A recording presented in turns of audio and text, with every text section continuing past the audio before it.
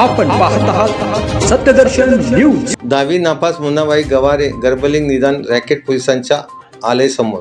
अवैध गर्भलिंग निदान आणि गर्भपात रॅकेटचे धागेदोरे छत्रपती संभाजीनगर, सिल्लोड, भोकरदन आणि आता थेट पुन्हा एकदा बीडपर्यंत पोहोचले आहे।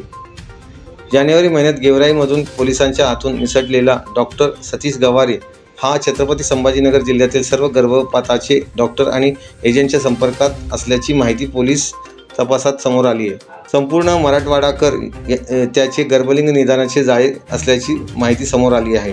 असून आवश्यकतेनुसार तो गर्भलिंग निदानासाठी जात होता। इतकंच नव्हे तर दुसऱ्या जिल्ह्यात जाऊन निदानासाठी तो 55,000 रुपये तर स्थानिक पातळीवर 30 ते 40,000 रुपये दर आकारत होता, अशी माहिती पोलीस तपासात आली। आरोपी डॉक्टरांच्या पोलिसांकडून तपास सुरू आहे। संपूर्ण प्रकरणाचा मास्टरमाइंड असलेल्या डॉक्टर सतीश सोनवणे आणि बोगस डॉक्टर सतीश गवारे हे दोघे एकमेकांचे नातेवाईक आहेत।